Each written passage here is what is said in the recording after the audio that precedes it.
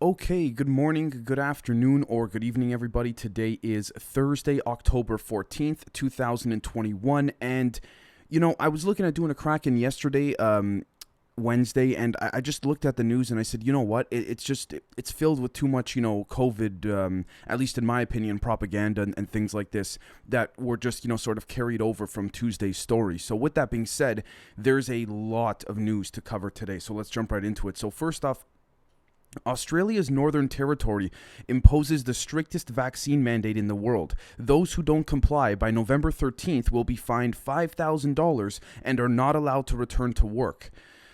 Again, I don't know how much more I could say on the whole, apparatus that we could call is the COVID sort of uh, authoritarian lockdown in Australia. I don't know what to say at this point. I have a handful of friends in Australia who have told me, they go, Dave, it is really bad, but it's only really bad in the main cities. There's sort of, outlying areas within the country that are not enforcing such rules. But look, again, from what I see from a geopolitical standpoint, they're just pushing it more and more outside of the city. So at this point, I mean, eventually it's going to get to the people that are on the very, very far outskirts of the nation. So again, I'm not trying to pretend to be an expert, but that's the way it seems like things are going there. So I don't know what I could say as it pertains to that, right? The next thing is that Netflix is launching a WikiLeaks smear job, essentially. I think it's like a docu-series or documentary of some sort, 3 days before Assange's court date. Again, the timing is becoming blatantly obvious, okay? And I mean, honestly, like, if you take a look, for example, at Sanjay Gupta, he went on Joe Rogan, I believe it was 24 hours or 48 hours ago, something like this, and in the last 2-3 days at the very most, excuse me. And folks, Joe Rogan, you got to see, he destroys Sanjay Gupta. Those that are members, you'll see that I posted already this morning a couple clips on the Telegram pertaining to that. And even you have to see CNN trying to spin things a different way. It's like watching a cult try to spin something because Joe Rogan just called him out with facts. I mean, I'm not going to try and tell you folks which way to think. That's not for me to say, but I encourage you folks to check out the conversation that Joe Rogan and Dr. Sanjay Gupta had. I mean, it's ridiculous. Like, it's blatantly ridiculous. He goes, does it bother you that you work for a network that blatantly lied about me taking horse dewormer and all that? And then eventually he got Sanjay Gupta to say, yeah, well, they shouldn't have said that. And then Joe Rogan goes, you didn't ask about this? You're the chief medical correspondent, or the chief medical guy for CNN. He goes, no, I didn't ask. What a bunch of bullshit. He cares more about his job than the actual shit that they're putting out there. So what does that tell you? If that doesn't tell you everything you need to know, then I don't know what does at that point. But the next thing is that communist China has mocked climate activists around the world as it announced plans to build more coal-fired power plants and increase oil and gas exploration to grow its own economy. Again, they're going to do what they want. They're playing both sides of the coin here. I imagine the long game is, sort of some form of financial, geopolitical, and infrastructure-based agenda, corresponding with asymmetrical intelligence apparatuses. But ultimately, we know that this is the case. At least in my opinion, we see this, right? It's not like this is unpredictable per se. And who's going to say anything? It's the CCP, right? And I'm not trying to say that they can't be taken down, but look at the power they have. It's just like in Russia. It's just like, unfortunately, like when Putin sends out the police officers to sort of suppress the Russian protesters, or at least the ones that seemingly, appear to be legitimate protesters and not state-paid, protesters or anything like this. But ultimately, at the same time, too, when you take a look, for example, at, I don't know, let's just say Israel and the way in which the Israelis are pushing out the Palestinians and things like that, allegedly and what have you. It's the same idea. It's unfortunate. I mean, same idea could be applied to the CCP, I guess you could say trolling the world, if you want to call it, or mocking climate activists. And it's interesting that the ramp up on the climate change and the need for addressing climate change is so sudden, by the media and all that. So again, I'm not denying it, but at the same time, I think that personally, our values are in much more dire risk right now, cultural values, ethnical values, national values, things like this, than that of climate change. Just my opinion, right? But the next thing is that enraged drivers started to drag, quote, insulate Britain, end quote, eco-mob activists off the road because they had to go to work. Again, regardless of what it's about, the vaccine, climate change, you name it, it's there's tension everywhere, guys. There's tension everywhere. So, let's move on. The next thing is that a robotic killer hounds can now carry sniper rifles on their backs. This is literally the Metalhead episode of Black Mirror coming true.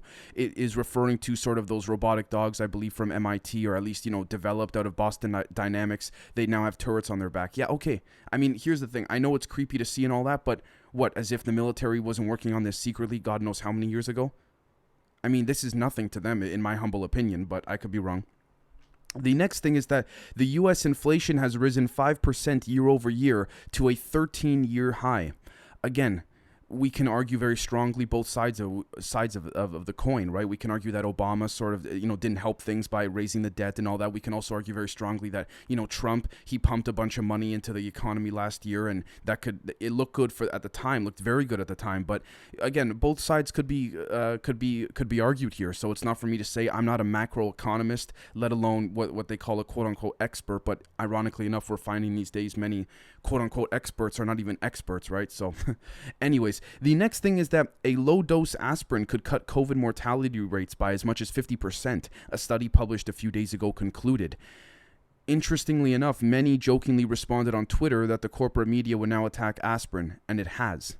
Like, just within 24 hours of this study coming out, again, it's now the CNN, New York Times. They don't say you shouldn't take aspirin to cure COVID.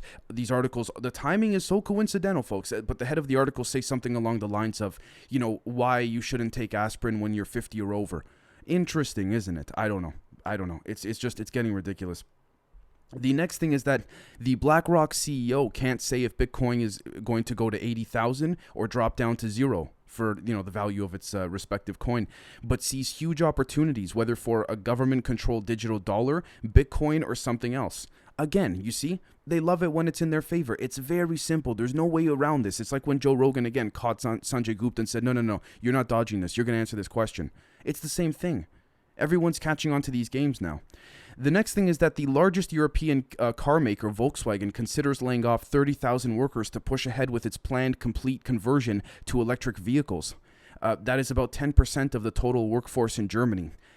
Again, I'm not on the ground in Germany. We have a lot of people that are from Germany that watch the show. You know who you are, folks. And again, I don't want to say for certain this could be some type of, sensationalized story respective to the confines of the German economy and the German, social structure of what's going on there, or it could be something very legitimate. Again, the question is how, strongly is Volkswagen considering this? It's not for me to say because I don't know. I'm not on the ground, so I don't want to just, start speculating into nonsense, right?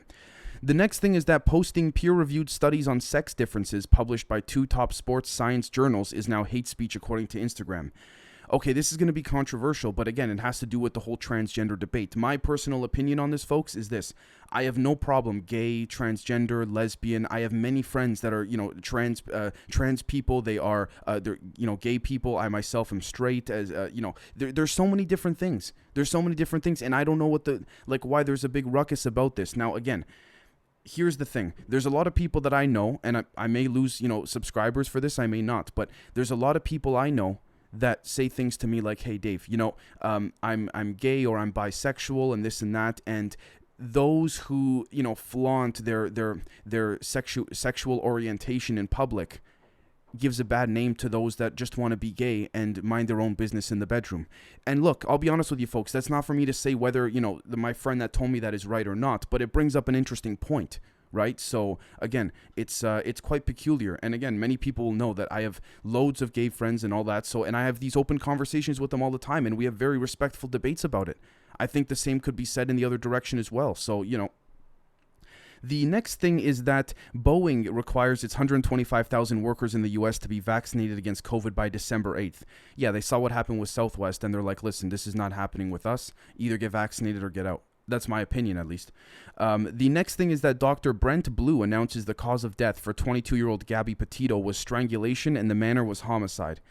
Okay, this whole thing with Gabby Petito, I feel like it is again, if assuming people died, then that's very unfortunate. I'm not trying to brush that aside, but I do believe this was an attempt at some type of redirection of mass consciousness to make the people focus on something while there was something else far more significant going on behind the scenes. Just my opinion. I could be wrong, and to be honest, I haven't studied the Gabby Petito case nearly as closely as I know for a fact some of you have. So The next thing is that Jen Psaki said, and I quote, "The president wants to make fundamental changes in our economy, and he feels coming out of the pandemic is exactly the time to do that," end quote. My God, that's very vague. I mean, if Kayleigh McEnany, Trump's spokeswoman at the time, said that, the liberal media would be going nuts with, what does she mean by that? What's Trump gonna do? It certainly can't be good. So again, we can play the game both ways, right? It's not for me to say what you folks should think. Just I'm trying to show you folks it's tit for tat. It's a chess game. The next thing is that the FDA, in an unusual move, didn't take a stance on Moderna's application for a booster dose, indicating there may not be sufficient data to support the extra dose, according to the Wall Street Journal. Interesting, isn't it? It kind of shows you that sort of conflation between, a Forbes article, I think from 2018, said, the FDA, 75% or more of the FDA's budget comes from big pharma. Is this a problem? Jesus Christ, are you kidding me? Even before COVID, it was a problem. Now, to be fair, though, we as a society in general, I think, didn't really pay much attention to that because it wasn't the most prominent, issue at the time. People were too focused on Russiagate. So the next thing is that a record high 4.3 million Americans quit their jobs in August. I think, folks, there's a lot of people that are starting to say, I don't care how much money I was making, I'm going to quit my job because of the issue with the vaccine. I also think at the same time, there's people whose jobs were not that good in a financial sense who said, look, I'm not going to risk, staying on this, unfortunately, shitty job that I have just so I have to be forced to be vaccinated. I'll find another job that, hopefully will give me an option or some type of religious exemption or something like this. The next thing is that the State Department of Transportation maintenance crew left some parking words before Washington's vaccine mandate for government workers takes effect October 18th. They literally put up digital construction signs saying, "Get vaccinated." Literally. Again, it's polarizing, people. What can I say? The next thing is that the CCP-linked foreign influence group, SUSEF, reportedly sponsored a climate change conference seeking to mobilize youth advocates in America.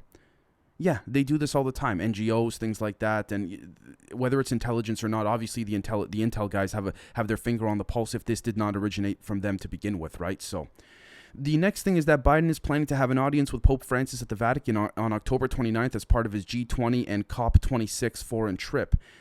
Look, I already delved into that more into the upcoming members episode for those on Patreon. There's a lot there in my humble opinion, so you'll see my perspective on that there. And I wouldn't be able to even say it here publicly if I wanted to anyways. The next thing is that Chuck Schumer plans a full Senate vote to advance Democrats' bill to fundamentally change U.S. election laws for next Wednesday. Okay, let's see if it goes through. Let's see if the Republicans can filibuster it or what, if they can block it. Again, strategy. I'm not as, I guess you could say, scared as I would have been a handful of months ago seeing these things because they're all on the same team. It's a puppet show. The next thing is that we see here Daily Mail, as reported by Disclosed TV and others, put out an article titled "How 419 million Big Tech Zuckerbucks Helped to Swing the 2020 U.S. Election for Biden." Again, when you have money, the things you can pull, they say tricks or they say loopholes, but they're deliberately made they're set up for that. So, it doesn't surprise me at this point. Speaking of which, in Germany, the state election administration is planning to appeal the Berlin election. Every 11th polling station in the federal state had irregularities. Social Democrats and the Green Party had won the election. Interesting. We'll see what happens there. I remember the German government, I don't know who specifically, but I remember them saying they don't want, in their upcoming elections, regardless of what level the elections are being held at, pertaining to the appropriate, time in which they call them, they didn't want things turning out like they did in the U.S. And I don't blame them. But this is interesting to see as well, to be honest. I don't know the details, so I'm not going to say one way or the other how they should be viewed. And in my opinion, I don't have one yet because I got to look into it more. The next thing is that a Norway suspect who killed several people with a bow and arrow yesterday is an Islamic convert, according to police. Now, again, this is touchy because you have people like Trump 5-6 years ago saying he thinks just Islam in general hates us, and it's hard to tell the Islamic extremists, just from, Islamists that just want to get up, go to work, enjoy their life, just like every other human being on the planet. In a lot of ways, it's very tough. It's very tough to say. Now, again, apparently the 37-year-old, if I'm not mistaken, was on a watch list already. But look, I believe there's radicalism everywhere. I'm not trying to downplay the threat of Islamic extremism. At the same time, though, I mean, if we're being totally fair, look at the Crusades. Now, you could be saying, Dave, that was hundreds, if not, many thousands of years ago and all this stuff.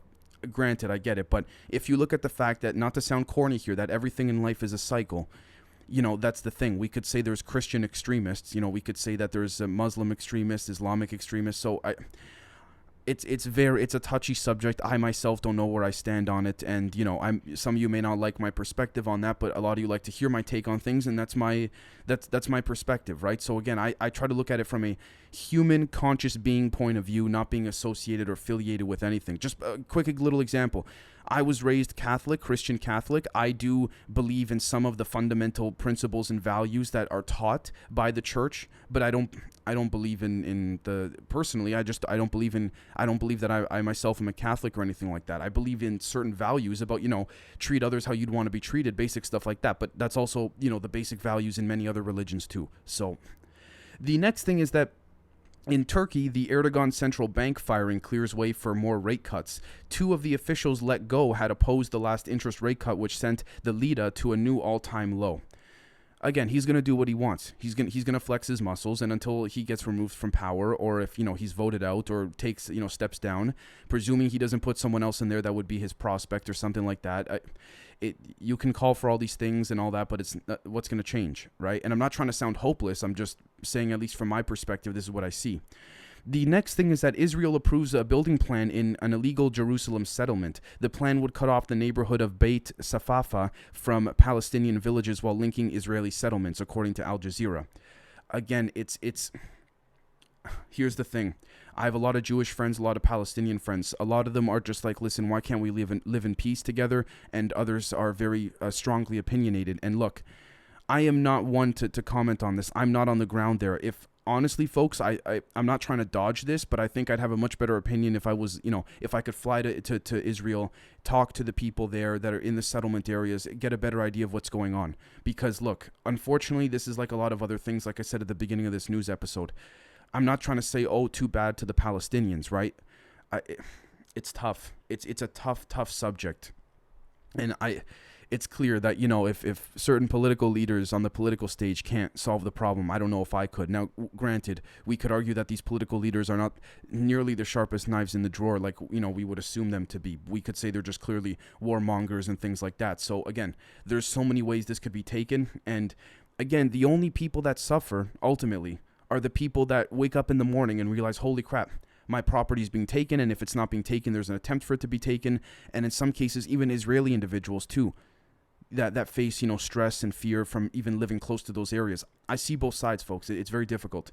The next thing is that deaths reported after Israeli airstrike in Syria's Homs province. 1 Syrian soldier and 3 pro-Iranian fighters reported killed, while 7 hurt in attack near T4 airbase near Palmyra. Again, Mossad, Israel military intelligence, the Israeli army. This is the thing, right? Going back to what I was just saying, we can apply the same arguments to this, into the Israel doing these airstrikes. U.S. does not support normalizing ties with Syria, which is the next thing that Antony Blinken says. He said the U.S. position will not change until there is, quote, irreversible progress towards a political solution, end quote. You mean going in your favor? I'm not trying to side with Syria. I'm just trying to take it from a non-biased approach, essentially. Very fancy words for saying, unless you do what we want, I mean, that's how I see it. But the next thing is that Biden is set to meet the Kenyan president as the U.S. weighs sanctions on Ethiopia. Meeting Kenyatta will be Biden's first in-person, one-on-one meeting with an African leader since becoming U.S. president. Let's see what happens. I mean, look, if I'm being totally honest, I'm not even trying to take shots at Biden, but he can barely sit up when he's in the Oval Office. What's the point of even announcing these meetings if like his handlers are going to be doing the talking for him when the closed door real meetings happen? Like, what's the point, The next thing is that the Kenyan distance runner Agnes Tirop has been stabbed to death. Now, this is very unfortunate. The world championship medalist was found dead at home after she was stabbed, allegedly by her husband, according to Athletics Kenya. This is unfortunate. I hope there's an investigation and the husband is held accountable, presuming the husband did kill her, right? So, I don't mean to just brush it off like that, but I don't know what else to say. It's very, very sad. The next thing is that Kenya has rejected the International Criminal Court, the ICJ's verdict on Somalia Maritime Border Row. Nairobi slammed the High Court after it gave Somalia control over an oil and gas-rich chunk of the Indian Ocean. Again, if I'm not mistaken, this is the same ruling that the ICJ doesn't have literal intervention apparatuses for. It's literally just a legal ruling. If either, Kenya or Somalia start fighting or something like this, I don't think the ICJ could do much. With that being said, we also have to understand this is a chess game too. It's tit for tat. They realize that if they rupture this ruling, it may affect other things having nothing to do with this, but would be I guess you could say consequential for their nation. It's a chess game. I'm not trying to make things up. I'm just saying we have to speculate because of how much little information we have on the public end of things, right? The next thing is that Sri Lanka has dropped charges against ex-Navy chief over 11 killings. The probe against Admiral Wasantha Karanagoda highlighted extrajudicial killings during the nation's 37-year ethnic war.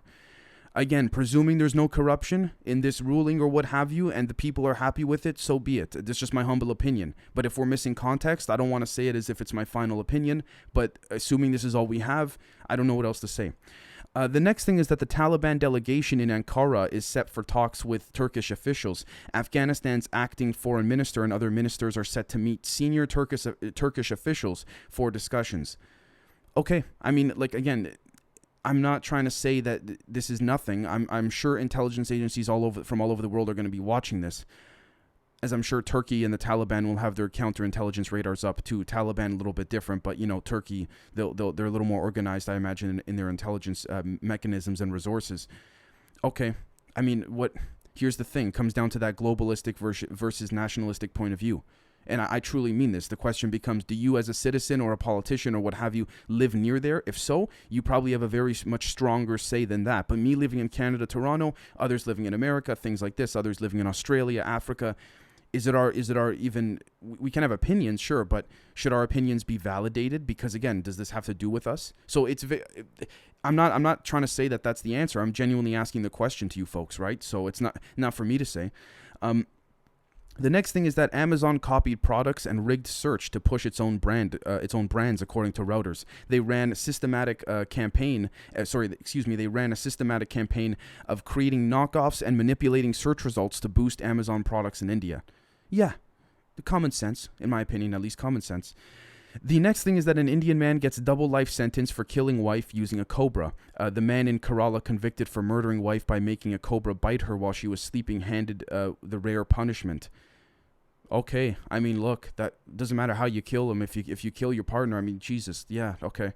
Speaking of which, by the way, you see how brazenly I jumped over that Amazon corrupt, rigging search engine type thing?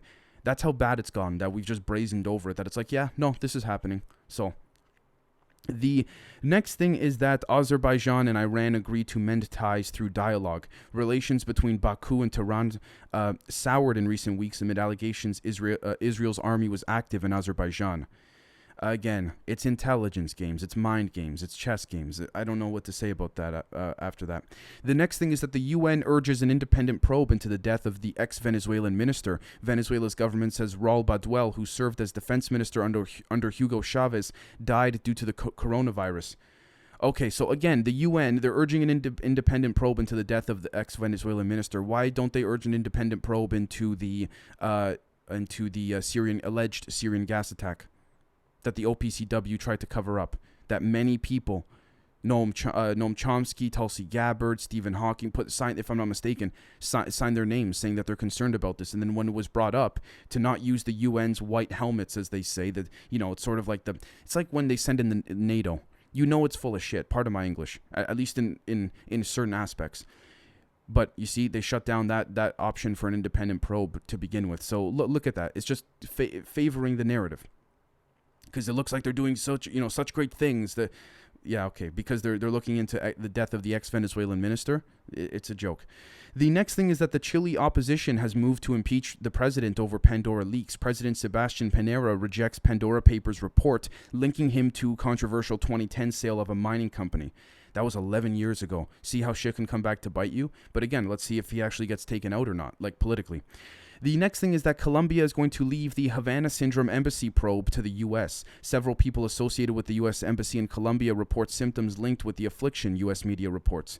Yeah, of course they're going to leave it to the U.S. It's basically the CIA telling Colombia, unfortunately, no, we're going to take this. Just give us everything you got and then get out of here. I mean, that's how I see it. The next thing is that the U.S. is going to open the border with Canada and Mexico starting in early November. The Biden administration is planning to allow travelers from Mexico and Canada who are fully vaccinated to enter the U.S. All I got to say is for those folks who are going to use a fake passport at the border, just careful. Or you might try to attempt to use one, careful. I mean, that's all I guess I could say. Excuse me. The next thing is that Venezuela burns through cash to shore up its new bolivar. The central bank has injected about $40 million per week into the exchange market after launching the new bolivar, hopefully I pronounced that right, with 6 fewer zeros. Okay, I mean, let's see what happens in the long run, right? They're trying different things. I'm not an economist, so, I mean, I don't necessarily see what's wrong with this. If you don't try, how are you going to know, right? I mean, that might be an oversimplification, but the next thing is that after William Shatner flight, when he took Amazon's Blue Origin into space, Prince William slammed space tourism. Scientists should focus on repairing Earth, not trying to find the next place to go and live, says Prince William. Go fuck yourself. You got one elite telling another, I guess not elite per se, but, rich guy to not do this. Don't even get me started. Anyways, fundamentally I agree with Prince William, but he's not the one who should be saying this. Don't get it twisted, right? The next thing is that a Syrian man was found dead on the Polish-Belarusian border. Documents found on the body indicated he was a 24-year-old Syrian man, the latest in a string of fatalities at the border. It's unfortunate. It's unfortunate. And I'm not trying to brush that off as simply just nothing. But, Putin's I'm sure he's got his intelligence agencies involved in there looking at what's going on and helping out the country of Belarus. I mean, it doesn't take much to put two and two together after the money that he helped with the Belarus president in that regard. Now, again, we also know that Russia does have its own separate intelligence entity or agency strictly for these countries within, within Eastern Europe, the Nordic countries, the Baltic countries. So I'm not trying to say Putin's behind this whatsoever. I'm just saying that I don't think Belarus would be so okay with dismissing this as a news story if they didn't have a backing behind them. But that's just my opinion. I could be wrong. The next thing is that, quote, hard choices, end quote, for Singapore media after controversial law passed. There are concerns about the effect of foreign interference law in the country where media already operates under strict regulation. Again, that's I'm not trying to brush this off as nothing, but that's their issue. Let them deal with it. That's my humble opinion. The next thing is that Myanmar, see what the people want to say, right? See what the people have to say and then take it from there. The next thing is that Myanmar won't allow ASEAN or ASEAN envoy to meet Aung San Suu Kyi. Hopefully I didn't butcher that. Military spokesman says ASEAN special envoy cannot meet deposed civilian leader because she's facing court charges. Again, bullshit reason, but what are we going to do? What are you going to do about it? And I'm not trying to say that in a hopeless way. I'm just saying that in a way of, unless there's fundamental change, and then the question becomes whose problem is it to step in and make those changes? Whose opinions should be validated? Who should not be, right?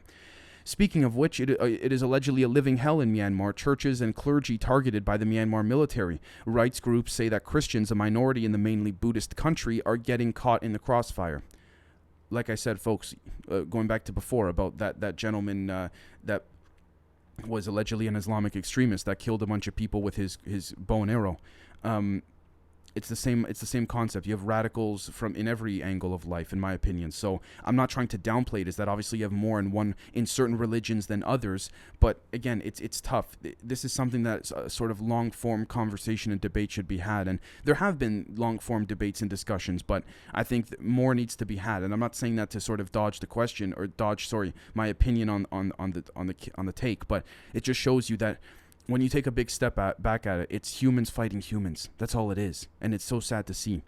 The next thing is that Microsoft is shutting down its social media network, LinkedIn, in China, saying having to comply with the Chinese state has become increasingly challenging.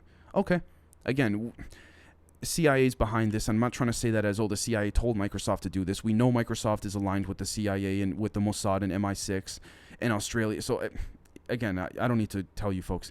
The next thing is that at least 46 people have been killed and dozens more seriously injured in a fire at a 13-story tower block in southern Taiwan, officials say. Unfortunately, the way that I think, I can't help but think that the CCP is messing with certain forms of infrastructure within Taiwan, but this could be a total fluke and just a blatant accident as well. So it's not for me to say which way or the other because I'm not on the ground to report it directly, right? So the next thing, and again, that's very sad that all those people died. It is. The next thing is that a residential and commercial building in the city. This is to add to that. A residential and commercial building in the city of Kaohsiung caught fire in the early hours of Thursday morning. The local fire department said.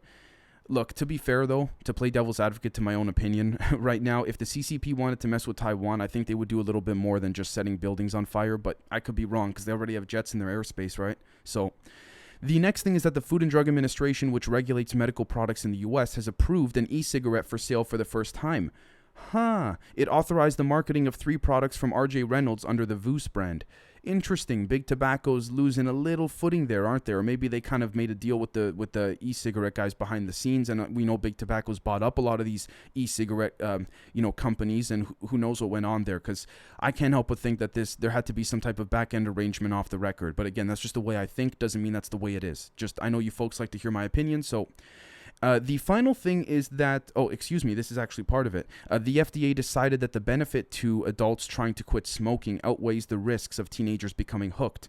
Personally, I agree, but look, I'm not a doctor, I'm not a scientist or anything like that. I don't know exactly what's in those e-cigarette vapes. I will be truthful with you folks. If I have a friend or family member that's, that has one on hand, I may ask for a pull or two, but that's about it for me. I just more for the taste than anything. I don't really care if nicotine is in it or not. But anyways, so that's it, folks. Hopefully you enjoyed a nice big Kraken roundup, and we'll catch all of you very, very soon for both public content and members content. Cheers.